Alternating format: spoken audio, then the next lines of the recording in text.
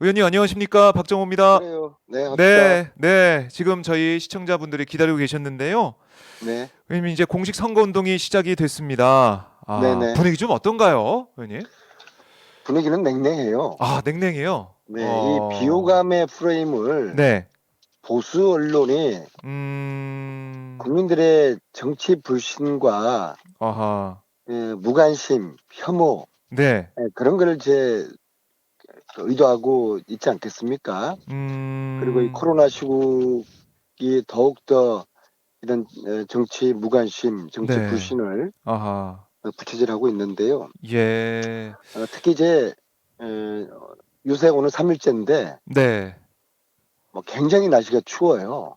그렇습니다. 그래서 밖에 요새는 예, 어, 뭐 사람 청중도는 거의 없고요. 네. 뭐 저희 쪽이나 저쪽이나 뭐 음, 캠프 핵심 관계자들만 아하, 추워서. 유세장으로 오는 그런 분위기인데요. 그냥 제가 예, 그 지금 이제 경기 유세를 돌고 있는데요. 뭐 지금까지는 음, 제가 영남 지역 주로 많이 이제 돌았는데 그랬죠. 유세 때부터는 이제 경기도를 돌면서 음, 도민들에게 왜 이재명인가를 이제 호소를 하고 있는데요. 아, 잠깐 지금 말씀드린 것처럼 과거처럼 대규모 유세는 뭐 거의 지금 나타나지 않는 거고요. 그렇죠. 네. 그러니까 뭐 저처럼 음, 지역 현장을 부지런히 이제 돌 수밖에 없는 것이죠. 아하, 이제 그러게요. 남은 기간 동안에 네. 15% 싸움입니다. 아직 결정하지 못한 부동층과 중도층 이 음, 15%를 에게 어필하는 그 아하, 이제 선거 전략이 핵심이고요. 네. 그래서 이재명 캠프 슬로건 위기에 강한 음, 유능한 경제 대통령 이재명 뭐 이거 역시도 중도층에 포커스를 둔 것이라고 이해하시면 될 것 같습니다. 네. 중도층 15% 싸움이다. 그래서 그 중도층의 표심을 장악하기 위해서 유능한 경제 대통령을 강조하고 있다. 이런 말씀이신데 네. 여론조사 추이를 보면요. 지난주 후반부터 이재명, 윤석열 두 후보의 격차가 좀 줄어드는 모습, 또 어떤 여론조사에서는 초접전 양상까지 좀 보이고 있는데 어떻게 파악하고 계십니까, 형님? 지금 추세는 뭐 음, 박빙 박빙. 뭐 심지어 이제 초박빙이라고 표현해도 과언이 아닐 것 같고요. 네. 특히 지난 주 윤석열 후보의 그 음, 적폐수사 발언 있지 않습니까? 네. 이것을 노무현 또 문재인 음, 그리고 민주당을 지지했지만 네. 지금은 좀 거리를 두고 있는 아직도 마음을 정하지 못한 전통적인 지지층들에게 음, 굉장히 충격적이고 자극을 준 것 같습니다. 그리고 아하. 어떤 분들은 윤석열 후보의 저 발언은 네. 문재인 후보를 구속시키는 어, 겠다는 거 아닌가. 예. 제2의 논두렁식의 어, 음, 사건을 네. 기획해서 예. 제2의 노무현 같은 그런 불행한 사태를 어, 그게 현실이 되지 않겠는가 그렇게 음, 또 생각하는 분들도 계셔요. 네, 어, 그래서 저희 전통적 지지층들이 네. 결집하고 있는 결과가 지금 이재명 후보가 결집을 하고 어쩌면 있다. 상대 실수로 네. 어쩌면 박스권을 돌파해 나가는 그런 또 모멘tum 계기가 될 수도 있을 것 같고요. 특히 어제 음, 윤석열 후보가 대통령이 되면은 민주당을 박살내겠다고 했잖아요. 네. 그랬죠. 야, 이런 표현은 너무나 거칠고 음, 위험하고 과격한 표현인데요. 네. 대통령이 뭐 박살내는 자리는 아니지 않겠습니까? 음, 대통령은 국민의 재산과 목숨을 음, 잘 지키라고 뽑는 자리인데요. 네. 근데 누구를 때려잡는 정권 교체, 음, 이것은 굉장히 위험한 것이고 대통령 후보 입에서는 나와서는 안 될 표현인데 음, 적폐 수사 발언에 이어서 민주당을 박살내겠다. 민주당만 박살내겠습니까? 음, 여기는 가로 열고 네. 문재인 대통령도 가로 닫고 그 음, 의미까지도 있지 않겠습니까? 음, 이런 식으로 대통령 후보의 발언이 네. 계속 이어지면은 국민들은 역시 윤석열은 안 되겠구나. 음, 어, 그러한 그 생각들이 점점 모아지지 않겠는가. 심지어 윤석열을 지지하는 그런 분들도 네. 윤석열 후보에 대한 불안감이 음, 나타나지 않겠는가 이제 그렇게 보고 있습니다. 네.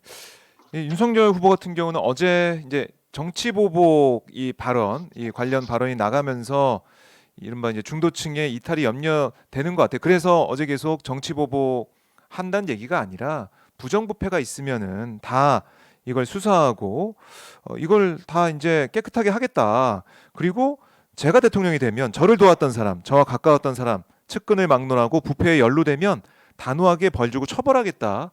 이렇게 강조를 계속 하고 있거든요.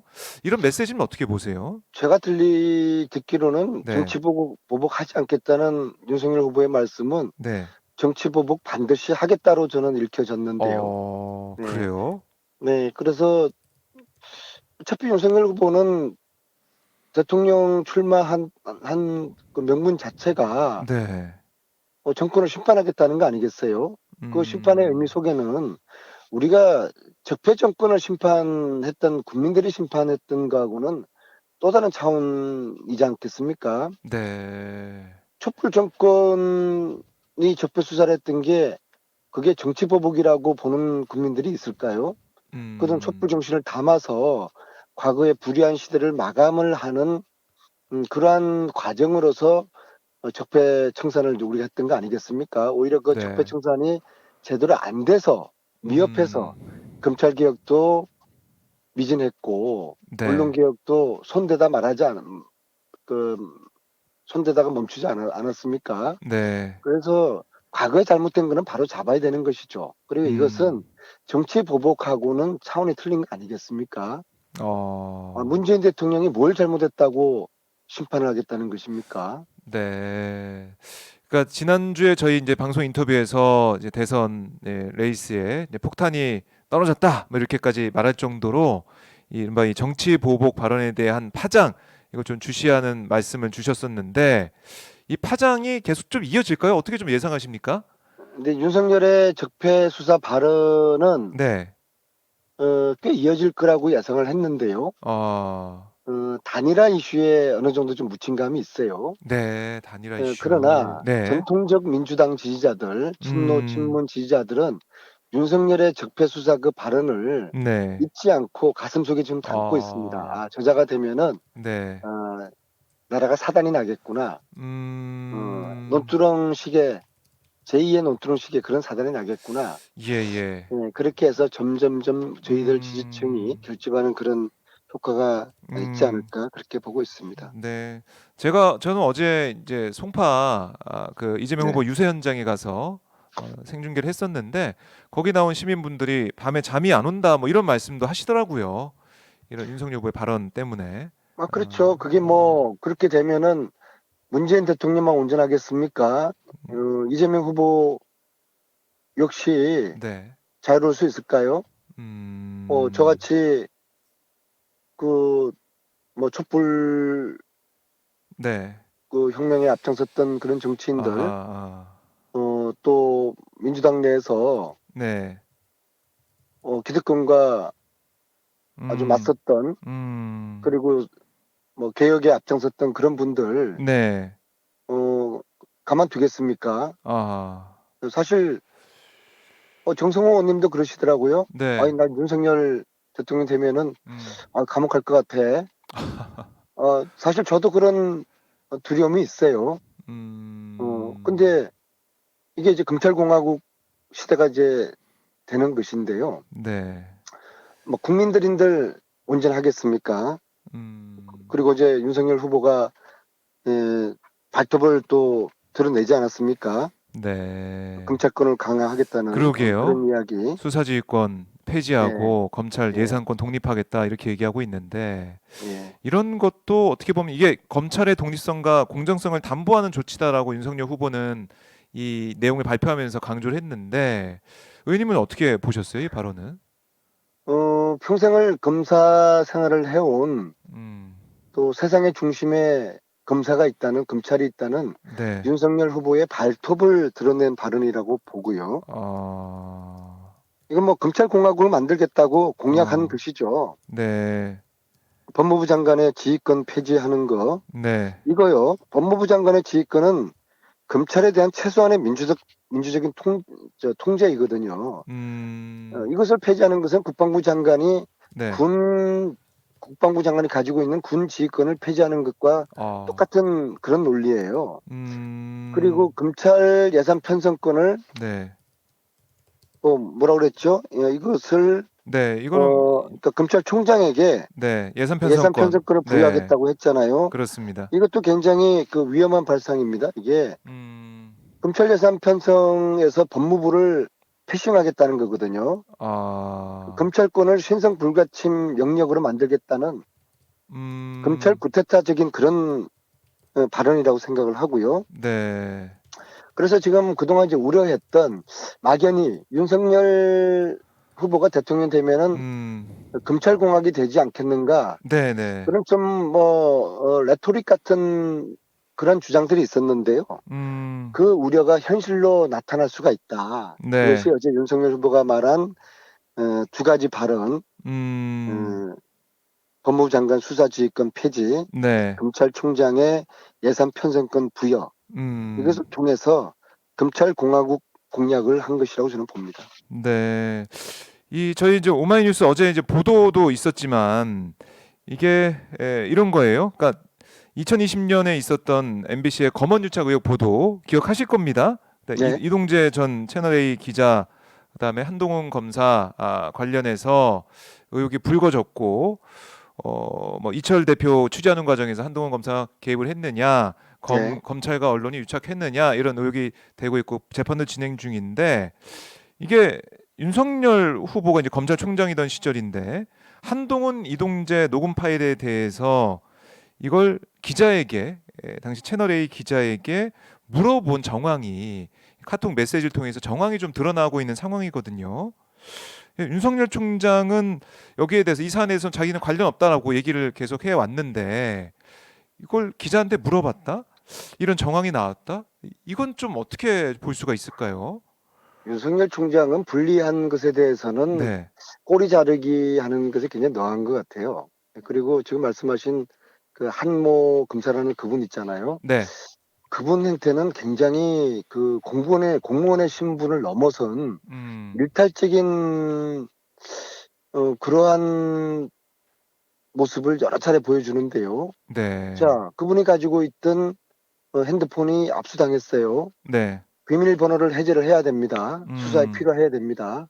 공무원이라고 그러면은 네, 이런 국민들의 관심사이고 국민들이 음, 의혹이 있는 이 부분에 대해서 검찰 공무원으로서 네, 검찰 조사에 적극적으로 협력을 해야 될 거 아닙니까? 근데 음, 그분 아직도 비밀번호 안 가르쳐 주고 있죠. 이거는 네, 국가의 공권력을 부정하고 무시하는 겁니다.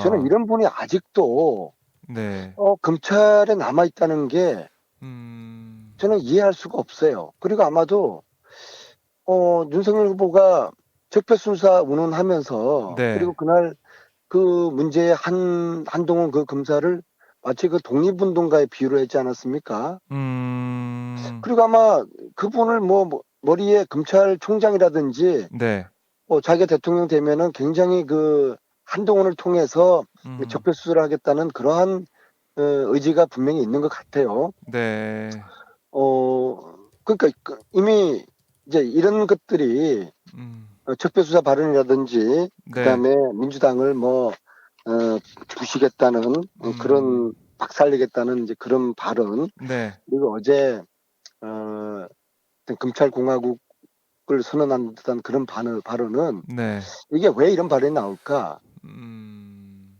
저는 이게 단순한 어, 말의 실수라고 보지가 않아요.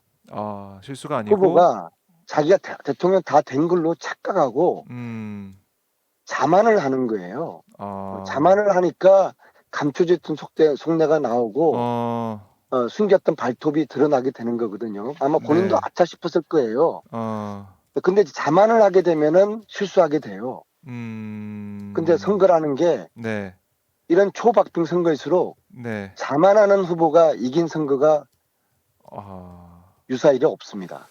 음, 저희로서는 나쁜 건 아니지만요. 네, 앞으로 남은 선거 기간 중에도 음, 다 이겼다고, 다 됐다고, 대통령이 됐다고 그렇게 자만하는 윤석열 후보 입에서 네, 굉장히 험한 이야기, 또 음, 감춰진 속내, 또 네, 숨겨진 발톱, 드러내는 음. 그런 발언들이 몇 차례 전 나올 거라고 보고 아하. 이것을 본 국민들께서 네. 야, 역시 윤석열 후보는 준비가 안 됐구나. 음. 경제도 모르고 네. 무조건 복수하겠다고 심판하겠다고 하고 때려 부수겠다고 하고 네. 이래가지고 나라가 안 서겠구나. 네. 특히 아마 뭐 다른 100마디 말씀보다 네. 기차 좌석 위에 그 다리를 음. 걸치는 신발도 벗지 않고 다리에 경련이 났다고 그러더라고요. 국민의힘에서는. 경련 나면은 다 그렇게 합니까? 음. 어, 경련 나면 마사지를 하고 주물러야 되는 것이죠. 경련 음. 나면은 다 의제 저 좌석 위에 이렇게 다리를 이렇게 걸치고 그렇게 합니까? 그건 말도 안 되는 그 거짓말 핑계고요. 네. 그래서 이제 그러한 행동들, 오만한 그런 행동들을 보면서 저 음. 교만하고 오만한 윤석열에게 대통령을 맡기면 안 되겠다. 이건 나라의 국격의 문제고 이 위기 시대를 뚫어갈 수 있는 네. 후보가 윤석열은 아니다.